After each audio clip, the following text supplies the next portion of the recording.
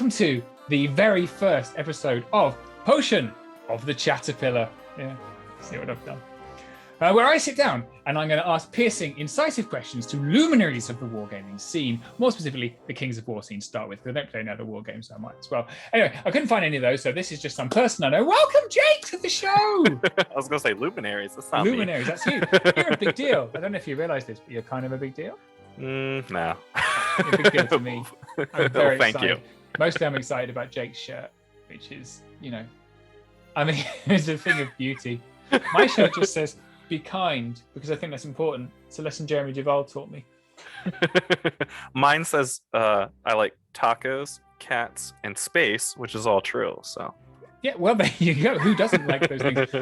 So first off, what we're going to do is for if you don't know who Jake is, in which case, do you play Kings of War? Maybe you don't play Kings of War. Jake's a big deal. Jake, tell us about who you are, where in the world are you, and a little bit of your kind of your gaming origin story. Where have you come from? Where have you gone? Where have you come from?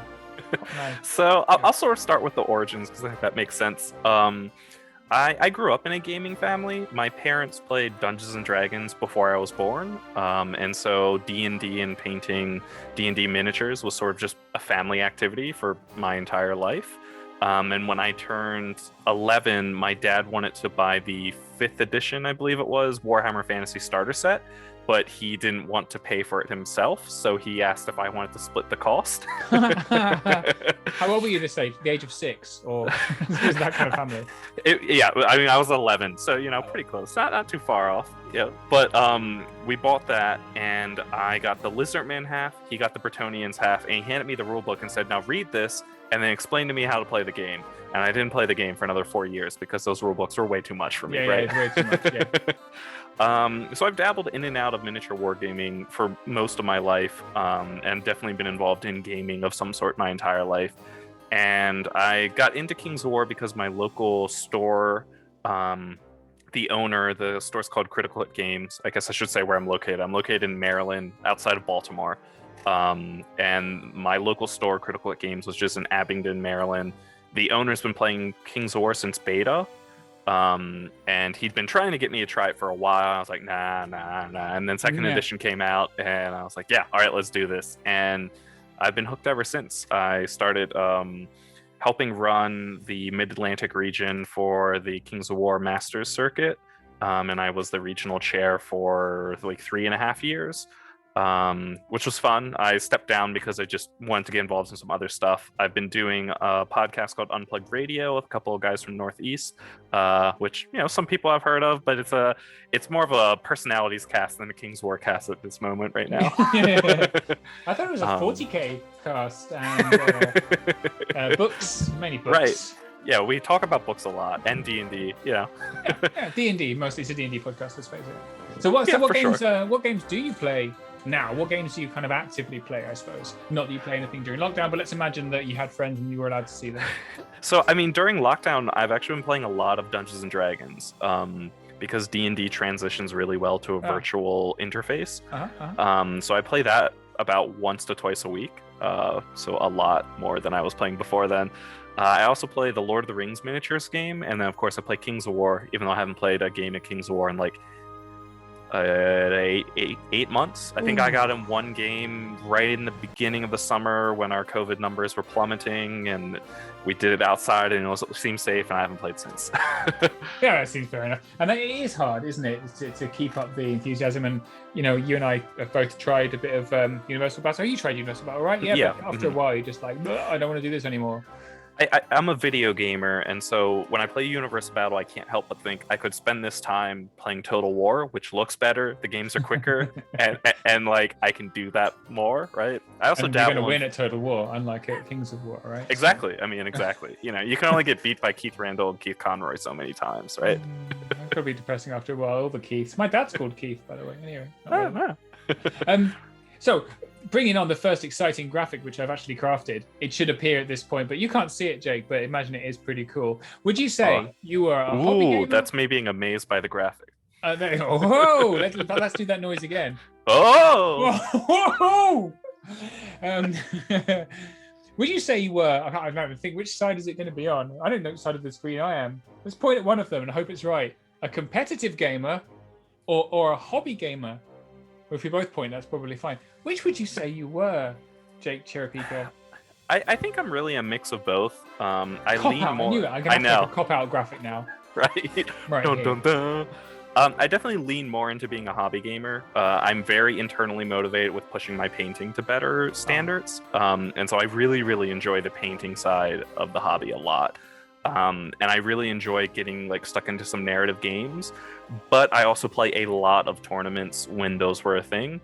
And when I'm playing in tournaments, I do play to win, even though I wouldn't say I'm the best at the game.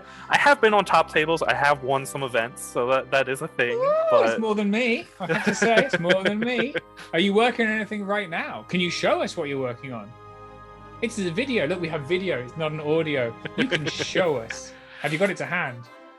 I don't have it on hand, but what I'll do is What's the point? I'll send you the images and you can. Yeah, we're going to superimpose the pictures that what Jake is working on. He's going to describe them in his eloquent librarian phraseology. Almost all I've been working on recently is Lord of the Rings miniatures. I'm a big Lord of the Rings fan, and I finally hit a point where I can paint the things and they look like the way I want them to look, which has been really fun for me. So I've been working on various members of the Fellowship, and you'll see I've got Gandalf here, the Four Hobbits, Aragorn. I just finished Gimli recently, and I'm about to work on Legolas. And then I have an Arwen mounted with a sick Frodo in front of her, which I've also been really happy about. Is she saying, if you want him, come and claim him? She does have her sword up exactly. I think she's like saying that. the words that weren't in the books. So, but I've been really enjoying painting those because they're not busy. One thing the models are almost all 20 years old, and I'm impressed with how crisp some of the details are, but how few things are cluttered on them. So like a lot of modern models, you have like straps and bags and pouches and all these details. This is just like, all right, here's Gandalf. You've got his robes, his hat, his beard, his face, his staff. Boom, done. His stuff's under the robes, right? He's an under robe guy. Dimensional portal. Yeah. That's mostly what I've been painting, though. I do have a Kings of War army that's sort of on hold, but it's a second undead army, which I can share some pictures to if you'd want to see those. It's the Brotherhood of Blood. To be fair, you've shared an enormous amount of pictures of the Brotherhood on of Blood 28, on Dash yes. 28. We should not mention yet. Jake created with a little bit of help from some other guy. I don't know. Mike Adkins and I sort of co-created. I threw him the idea, and he was like, "That's a great idea. I don't want to deal with writers." And I said, "That's great. I don't want to deal with the tech side." And so he actually created the website, and he said, "Now you have to get people to actually write on this, and we'll tag team this." And so we've been keeping pretty good like pairings of stuff since Dash 28 Live popped up. He's been really focused on that, but the Dash 28 articles are, for the last year, I think 90% are either written or edited and posted by me, which is awesome and exhausting. Because no one else can be bothered. I'll do some, promise. Cool, awesome. So casting your mind back, Jake, what would you say has been your coolest wargaming moment? This is really difficult because I think there's a couple of ways I could answer this. So I'm going to cheat because I'm your first guest, and that's the price you pay, you right? make it up, mate. I'm just going to edit it anyway. So for a personal highlight for me, I can't not mention my first round at the San Antonio Kings of War Masters against Aaron Chapman. Oh, when everyone was like, "Oh, Jake, how did it go?" Like that, right? So they did the live cast, where they're doing the matchups and they're talking about the pairings, and every single person was like, "Jake has no chance. It's Aaron Chapman, no chance at all." They're like, "Have a good game. The second good news is you'll be lower at the tables, whatever," right? and I'm sitting there, I'm like, I think I have some things I can do. He's got a tough list, but I think I've got some ideas, right? Thanks a lot, guys. Right. And I ended up winning against Aaron, partly because of the terrain system they had going on there, and partly because my list was designed to beat his style of list.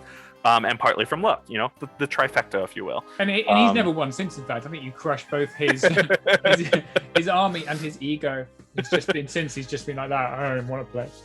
But the best part was, I won. Multiple people came up asking how the game went, and I was like, oh, 17-3, and they're like, that's a really, you got some points, good for you. And I was like, no, well. I won. I was like, I won. No, it was me. They're like, what? And some people like asked me, like, I think you filled the score sheet out wrong, like, like it says you won, and I'm like, I did. No, I didn't win another game for most of the event, but and I think runner up has to be there's a doubles tournament that the Blue City Brawlers in Memphis put on. And they have you have like a team name, and you introduce your team either with like lore, background, what have you. And Greg Person, one of my co-hosts on Unplugged Radio, and I have gone twice now. And we decided we weren't going to read fluff or do anything like that. We decided we were going to play music and do interpretive dance as our... Which is normal, right? Totally normal. Right. That's just what you do. Just have an interpretive dance. And so the most recent Blue City Brawl, this was our second year going. The people who had been there the last year saw we were wearing both themed Lion King outfits, and they're like, what is happening? Because they knew we were going to dance, and so we played We can put some pictures up. You're going to send me some pictures, right? So I'll I put can some put them on the pictures up, screen yep. so people can see. Yeah. But we played the Circle of Life from Lion King, pulled out ribbon streamers, and proceeded to dance around the game hall. And I have no rhythm at all, but Greg has this like deadpan serious look and actually is a good dancer. So the, like me awkwardly shuffling like someone lost with ribbons, and Greg like leaping and doing these twirls and stuff was hysterical. And then we recorded it, and you can see in the background some people are like, what the hell is going on? These Memphis gamers, right? They're kind of big manly men, right? It's all about being a man in Memphis, right? And there's you in a leotard. Just so funny. And like we were the first team to go, and the next team was like, we don't have to do that, do we? And Rob Fanoof is like, no, that's just those guys. You don't. It's not really a wargaming moment. It's more this is Jake is. This is me. We're the represents dancers. So those are two coolest wargaming moments, I guess, if you count them both as. I don't, but I like the story, and the pictures are now shared with everyone that watches this. That's fine. So, of all of the models you've made, what model have you painted? Would you say is your proudest? What are you the most proud of?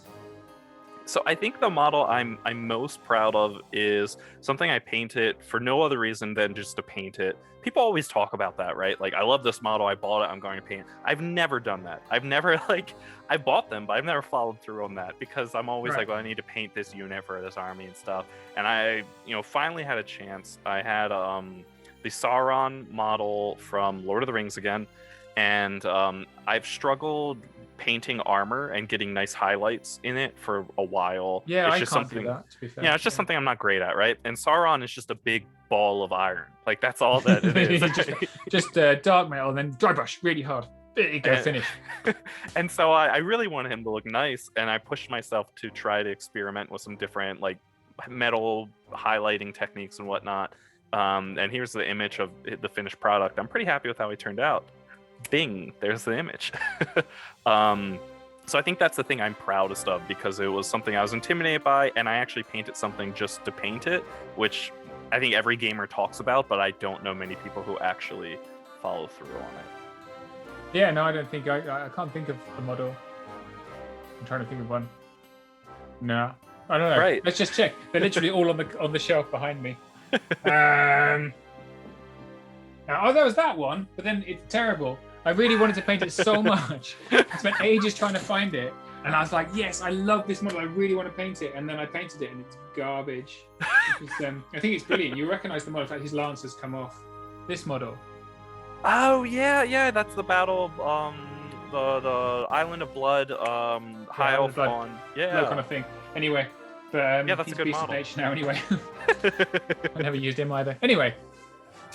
So if you could give a tip to someone starting playing wargaming now, so someone, let's say, they've never played wargaming. I've seen a few people on the forum saying, I've never played a wargame before. What tip would you give to them now, starting out? That's a tough one. I think the thing I would say is when you're painting an army, because I think painting and getting your army prepped is the biggest intimidating factor with starting a war game. Yep. And so I think if you're painting an army, one, don't be afraid to play with unpainted models. If you're new, very few people will judge you for it. And even if you're not new, very few people will judge you for it. And 2, if you want to paint models, just base coat and wash. You can have stuff look so good if you just base coat everything and then wash it all with Agrax shade or a brown wash across the whole army. No, a lot. And then when you're basing, pick 3 basing materials, and as long as you have like some sort of texture, some sort of flock, and tufts, and you place it on there, your basing is going to look great. And good basing in a basic paint job is going to look amazing on the tabletop. That's all you need. The man's a genius. Everybody's going to struggle, I think, at painting some way or another. We all have. We all do. I've been painting for 20 some odd years and still paint something I'm like, this turned out not the way I want it. But just keep going. You're not even 20 something odd years old. You pretend you've been painting. Anyway, so we're here for tactics. Obviously, everyone's tuned into this amazing for the tactics bubbling in the brain of Jake Ciarapica, right? They know enough about your variety and D&D, right?